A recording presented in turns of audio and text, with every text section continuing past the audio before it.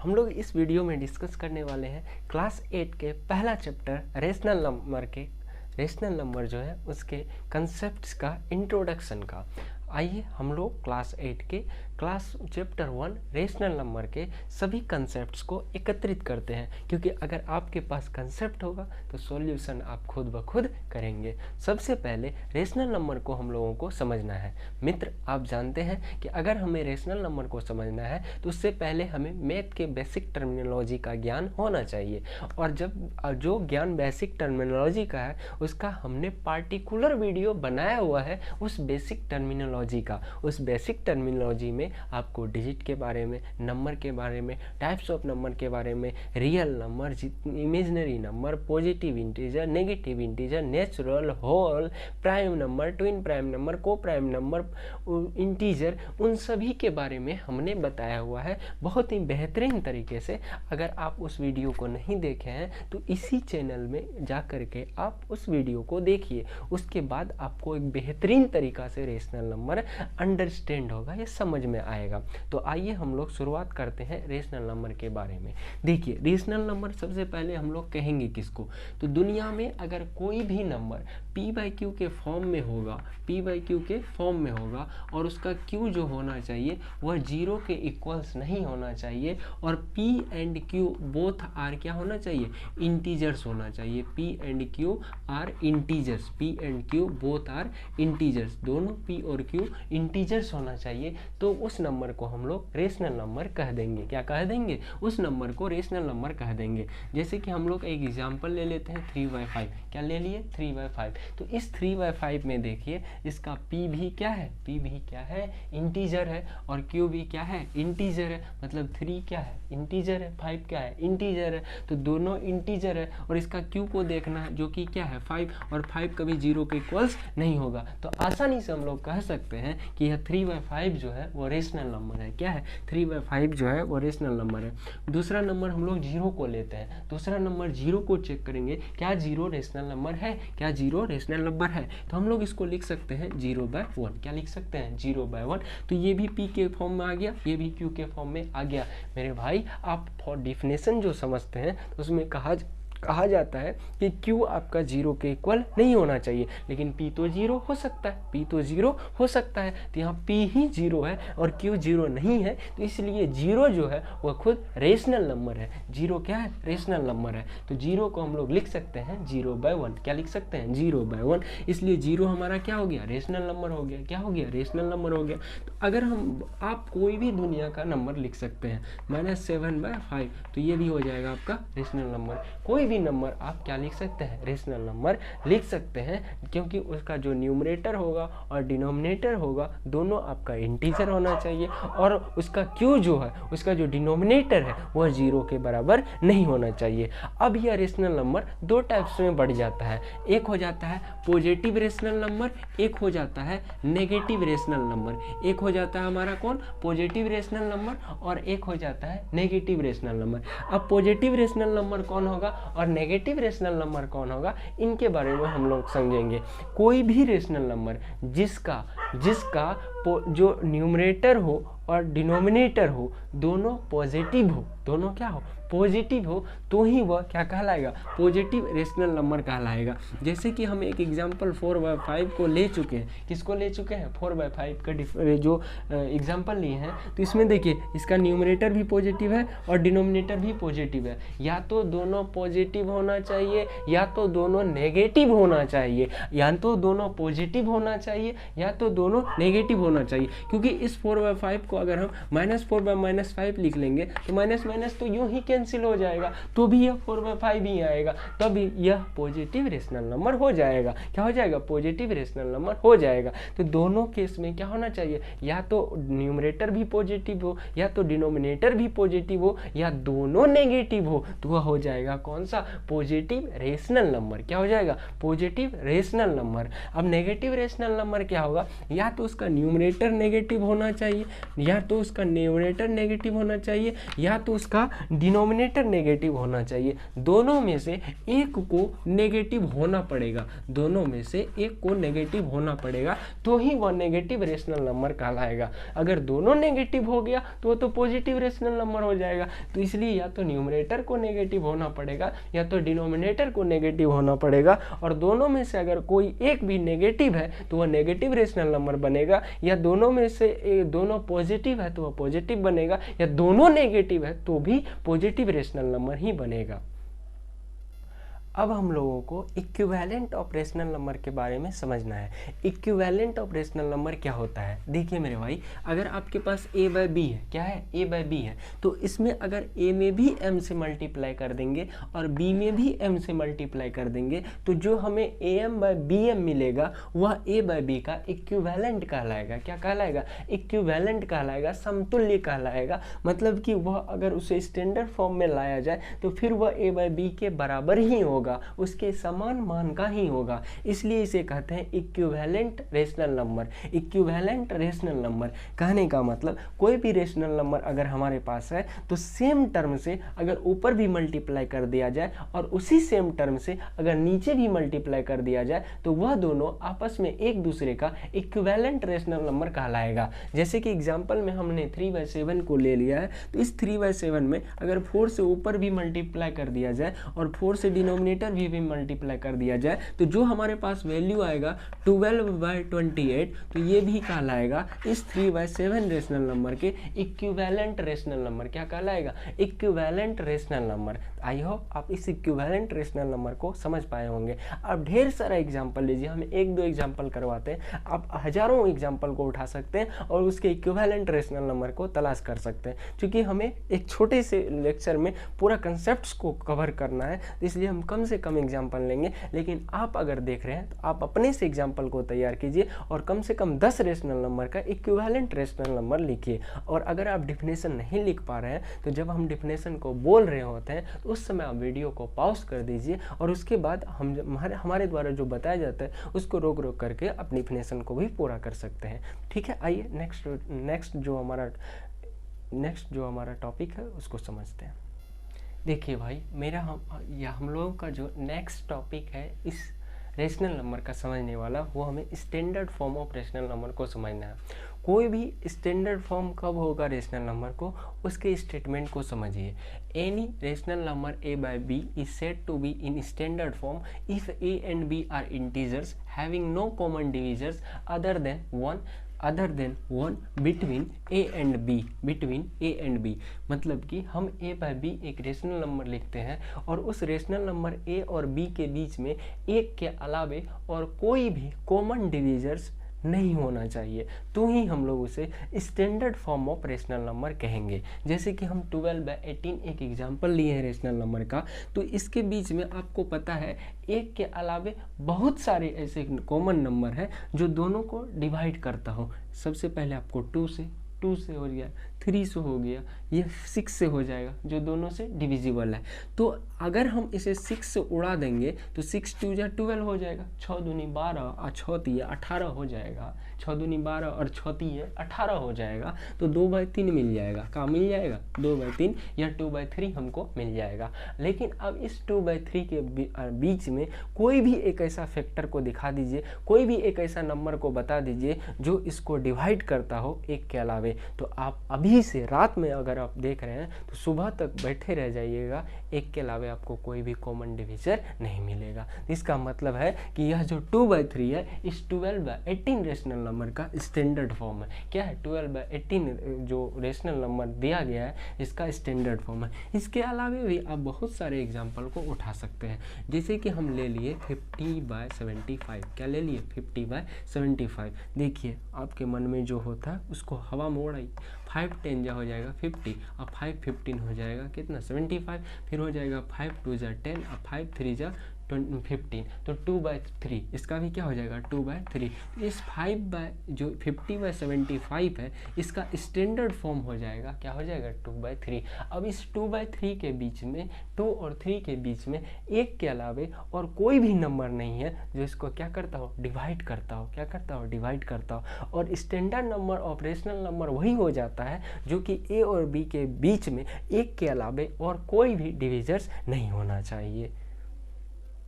अब हम लोग प्रॉपर्टी ऑफ रेशनल नंबर के बारे में पढ़ेंगे। प्रॉपर्टी ऑफ रेशनल नंबर के बारे में पढ़ेंगे, मतलब कि रेशनल नंबर की क्या क्या प्रॉपर्टी होती है, क्या क्या विशेषताएं होती हैं, उनके बारे में बारी बारी से अध्ययन करेंगे।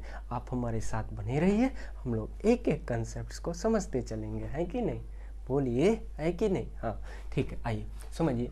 Every positive rational number is greater than 0, क्योंकि जब ही वह पॉजिटिव होगा, आपको नंबर लाइन पता है कि कोई भी रेशनल नंबर होगा ये नंबर लाइन पे है और बीच में इसका 0 होता है, तो अगर 0 से बड़ा होगा तो इधर होगा दाएं साइड में, और दाएं साइड में होगा तो क्या होगा, 0 से बड़ा हो जाएगा। तो कोई भी पॉजिटिव रेशनल नंबर होगा तो उसका जो वैल्यू होगा वह 0 से बड़ा होगा, वह 0 से बड़ा होगा। लेकिन अगर कोई भी रेशनल नंबर नेगेटिव होगा, कोई भी रेशनल नंबर नेगेटिव होगा तो उसका जो वैल्यू होगा वह 0 से लेस देन होगा, वह क्या होगा, 0 से लेस देन होगा। तो every positive rational number is greater than 0 and every negative rational number is less than 0। इन दोनों पॉइंट को आप ध्यान में रखेंगे या समझ ही जाइएगा।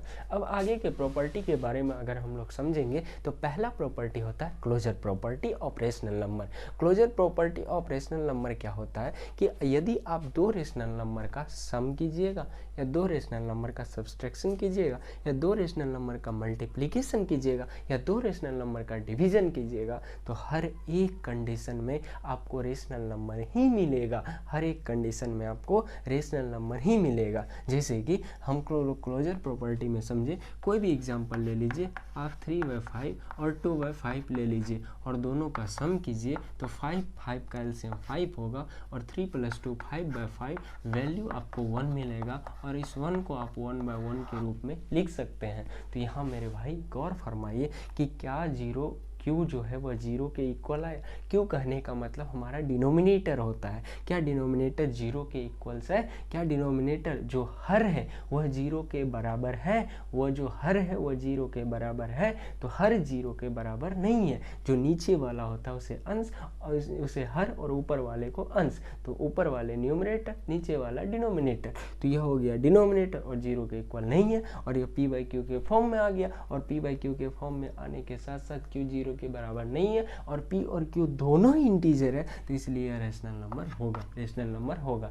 ध्यान रखिए कि हमने दो अलग अलग रेशनल नंबर लिया और दोनों रेशनल नंबर को अगर हमने प्लस कर दिया तो इस कंडीशन में हमें एक रेशनल नंबर ही मिला है, एक रेशनल नंबर ही मिला है। हम इस प्लस के बदले अगर माइनस कर देंगे तो भी वैल्यू हमारा 1/5 मिलेगा। तो वैल्यू हमको क्या मिलेगा मेरे भाई, 1/5 मिलेगा। तो 1/5 भी क्या है, एक रेशनल नंबर है। 1/5 भी क्या है, एक रेशनल नंबर है। अब इस माइनस के जगह हम इनटू कर देंगे तो भी वैल्यू हमारा 6/25 मिलेगा, जो कि एक रेशनल नंबर है।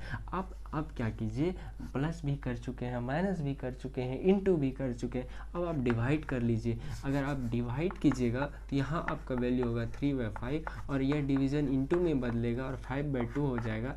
5 कैंसिल हो जाएगा, वैल्यू होगा 3/2, और जो कि 3/2 क्या है, एक रेशनल नंबर है। एक क्या है, रेशनल नंबर है। तो दुनिया में अगर दो रेशनल नंबर का हम लोग एडिशन करेंगे, सब्सट्रैक्शन करेंगे, मल्टीप्लिकेशन करेंगे या डिवीज़न करेंगे, मतलब कि जोड़ घटा गुना भाग करेंगे, तो भी हमें क्या मिलेगा, रेशनल नंबर ही मिलेगा, रेशनल नंबर ही मिलेगा। समझ पा रहे हैं कि नहीं, आसानी से समझ पाए closure property of rational number.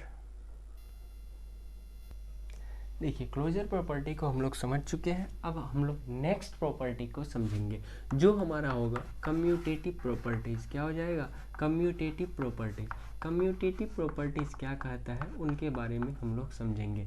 Commutative properties कहता है कि यदि आपके पास एक नंबर ए है और दूसरा नंबर बी है और दोनों का आप प्लस करते हैं तो आपको रिजल्ट जो होना चाहिए b + a, वह दोनों इक्वल होना चाहिए। वह दोनों क्या होना चाहिए, इक्वल होना चाहिए, तो ही वह कम्यूटेटिव प्रॉपर्टी को फुलफिल करता है। मतलब पहला वाला जोड़ दूसरा वाला बराबर होना चाहिए, दूसरा वाला जोड़ पहला वाला के पे अगर यह सेटिस्फाई होता है तो इसी को हम लोग कम्यूटेटिव प्रॉपर्टी कह देते हैं। क्या कह देते हैं? कम्यूटेटिव प्रॉपर्टी कह देते हैं। तो अब हम लोग इसको रेशनल नंबर में देखेंगे कि यह रेशनल नंबर में फुलफिल करता है, और अगर करता भी है तो एडिशन में करता है, सब्सट्रैक्शन में करता है कि नहीं, मल्टीप्लिकेशन में करता है कि नहीं, डिवीजन में करता है कि नहीं, बारी बारी से सभी को हम लोग चेक कर लेंगे। देखिए अगर हम एक रेशनल नंबर क्या ले लें, 3/5 ले लें।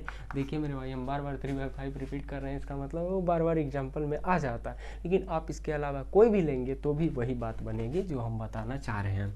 समझ रहे हैं कि नहीं? तो 3/5 हो गया और हम ले लेते हैं 2/5। इसको दोनों को प्लस कीजिएगा और इधर आप वैल्यू लिखिएगा 2/5 प्लस 3/5। तो दोनों कंडीशन में दोनों का वैल्यू सेम होना चाहिए, तो ये हो जाएगा 5/5 और इधर 5 का एलसीएम 5, 2 + 3 5/5। तो दोनों कंडीशन में फुलफिल कर रहा है, मतलब कि एडिशन में जो commutative property of rational number है वो फुलफिल हो रहा है। वो क्या हो रहा है? फुलफिल हो रहा है।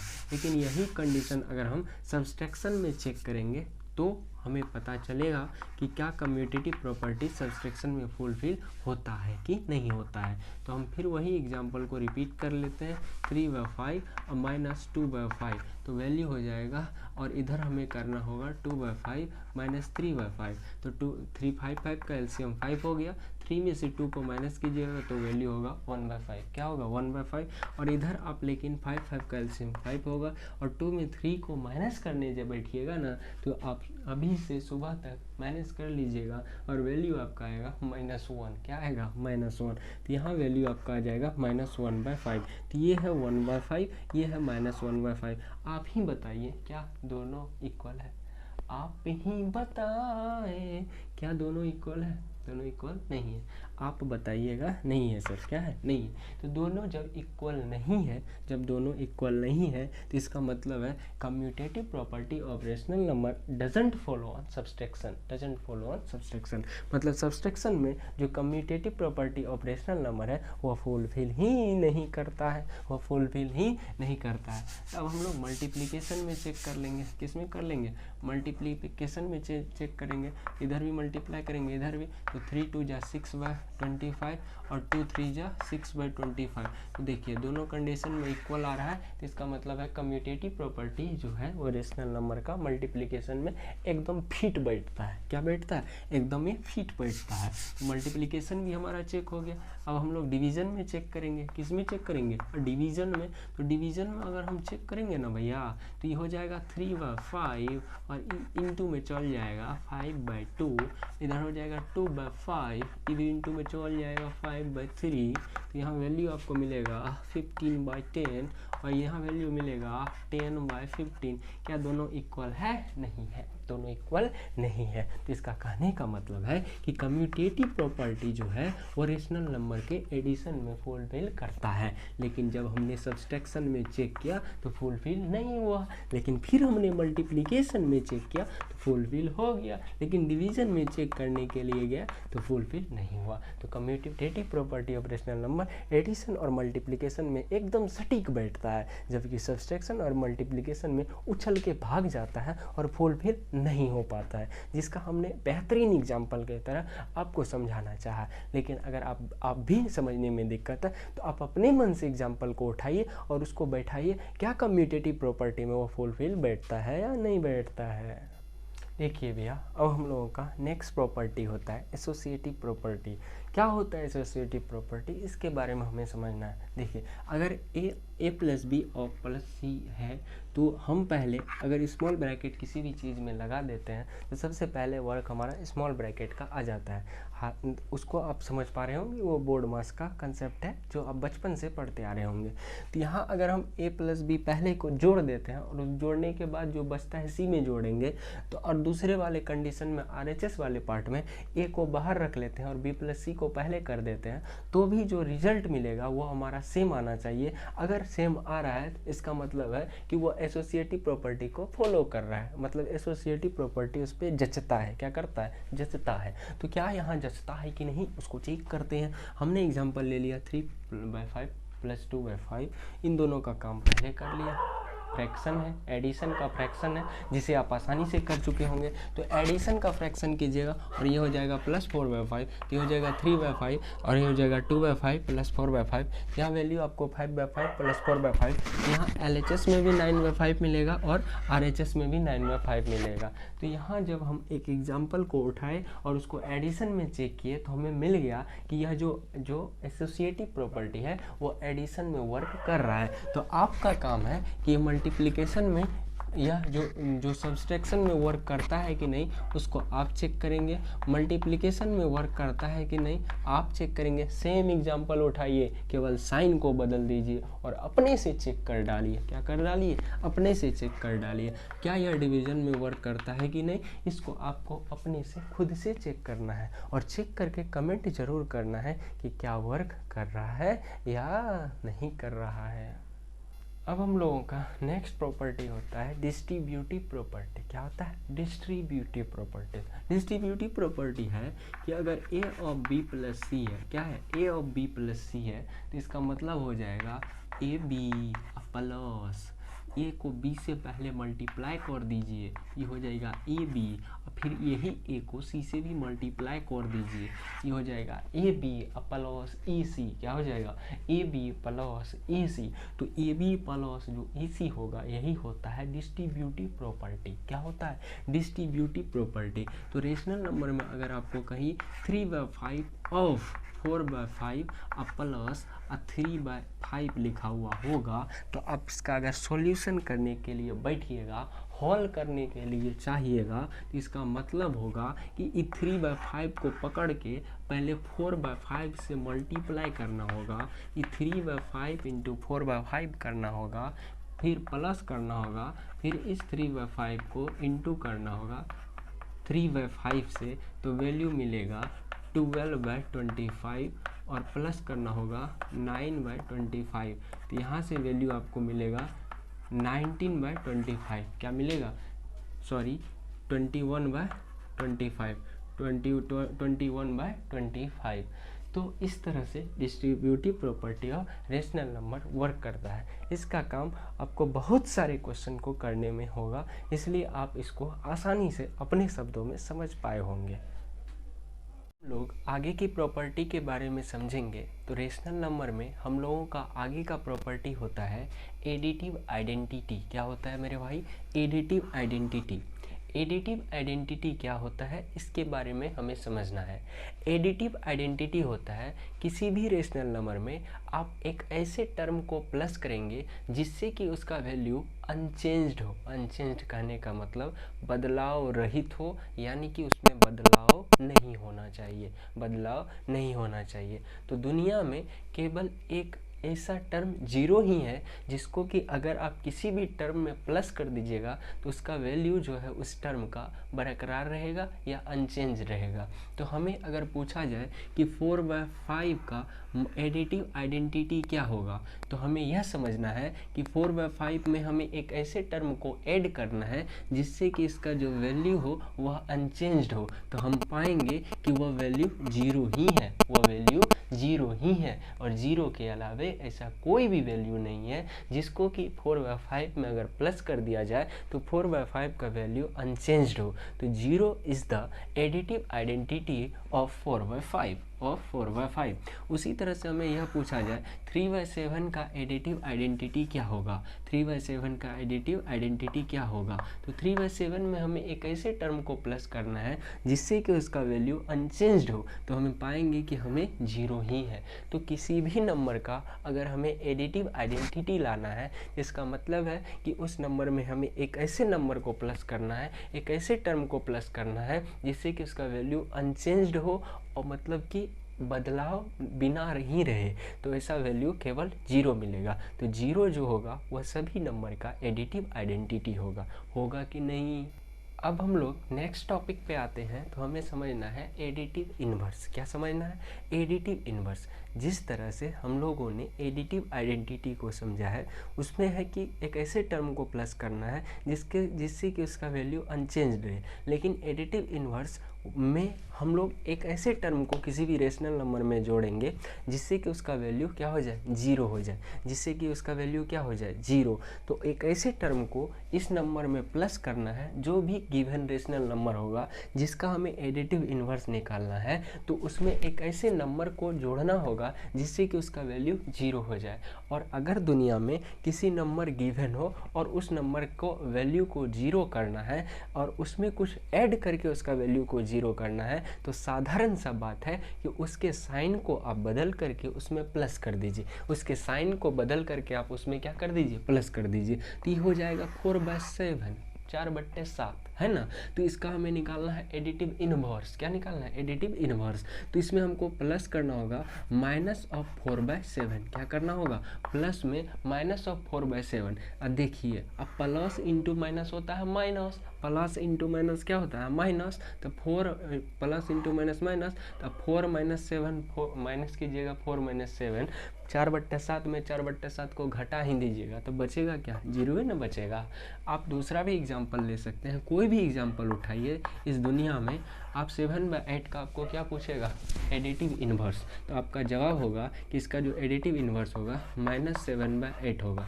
या इस तरह से नहीं पूछे, वो इस तरह से पूछ दे, बताइए -9/11 का एडिटिव इन्वर्स क्या होगा, तो केवल आपको इसका साइन को बदल देना है, जो आपको मिलेगा वही उसका एडिटिव इन्वर्स होगा। तो इसका जो एडिटिव इन्वर्स हो जाएगा वो क्या हो जाएगा, 9/11।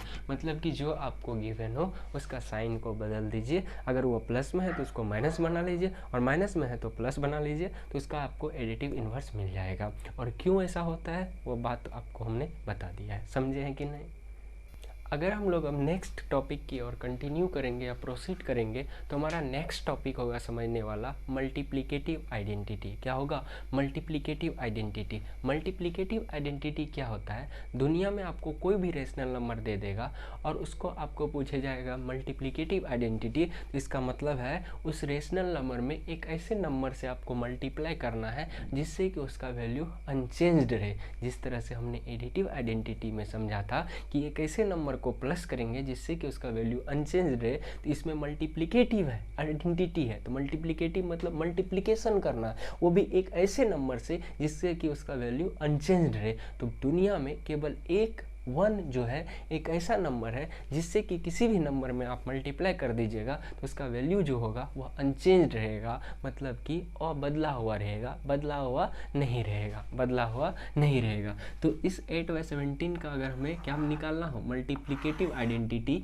तो इसका मल्टीप्लिकेटिव आइडेंटिटी 1 हो जाएगा। इस जहान में केवल 8/17 का ही मल्टीप्लिकेटिव आइडेंटिटी 1 नहीं होगा, इस जहान में, इस दुनिया में हर एक टर्म का, हर एक रेशनल नंबर का मल्टीप्लिकेटिव आइडेंटिटी 1 होगा। क्योंकि अगर हमें वो किसी भी टर्म को मल्टीप्लाई करके वही टर्म लाना है, इसके लिए भारत सरकार ने केवल एक ही ऐसा नंबर दिया है जिससे कि आप उसको मल्टीप्लाई करके उसी नंबर का एग्जैक्ट वैल्यू ला सकते हैं। वह क्या हो जाएगा, 1। आप ही बोलिए कि हम बोलेंगे, बताइए 9/15 का मल्टीप्लिकेटिव आइडेंटिटी क्या होगा, तो आपका जवाब होगा 1। क्या होगा, 1। हम पूछे 1 करोड़ बाय 1 10 करोड़ का मल्टीप्लिकेटिव आइडेंटिटी क्या होगा, तो भी आपका जवाब होगा 1।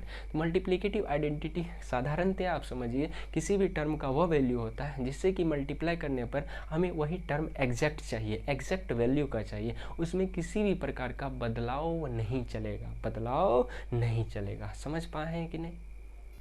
जब हम मल्टीप्लिकेटिव आइडेंटिटी को समझ जाते हैं तो हमारे पास एक अच्छा सा खूबसूरत सा टॉपिक आ जाता है, मल्टीप्लिकेटिव इन्वर्स। अब मल्टीप्लिकेटिव इन्वर्स क्या होता है, मल्टीप्लिकेटिव इन्वर्स होता है कि आपके पास कोई भी रेशनल नंबर है, आपके पास कोई भी रेशनल नंबर है, कोई भी रेशनल नंबर 3/7 ले लीजिए, इसमें आपको एक ऐसे नंबर से मल्टीप्लाई करना है जिससे कि इसका वैल्यू 1 हो जाए, जिससे कि इसका वैल्यू क्या हो जाए, 1 हो जाए। तो 3/7 का मल्टीप्लिकेटिव इन्वर्स निकालना है, मतलब कि एक ऐसे टर्म से मल्टीप्लाई करना है जिससे इसका वैल्यू 1 हो जाए। तो आप सोच पाए होंगे कि अगर इसको उल्टा कर देंगे, मतलब कि इसका जो हर है उसका अंश बना देंगे, जिसको इसका जो अंश है उसको हर बना देंगे, न्यूमरेटर को डिनोमिनेटर, डिनोमिनेटर को न्यूमरेटर बना देंगे, इसका जो वैल्यू होगा 1 आ जाएगा। जैसे देखिए 3/7 है तो इसको 7/3 से मल्टीप्लाई कर देंगे, क्या कर देंगे 7/3 से मल्टीप्लाई कर देंगे तो इसका वैल्यू ऑटोमेटिक 1 आ जाएगा, क्योंकि ये सब आपस में क्या हो जाएगा, हिल जाएगा। तो इसका कहने का मतलब है कि जो नंबर आपको गिवन है उसका रेसिप्रोकल ही उसका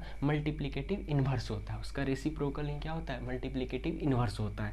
हम आपको पूछे बताइए 29/27 का मल्टीप्लिकेटिव इन्वर्स क्या होगा, तो आपका खूबसूरत जवाब होगा 27/29। 27/29 क्या कर देना है, चेंज कर देना है, रेसिप्रोकल निकाल लेना है।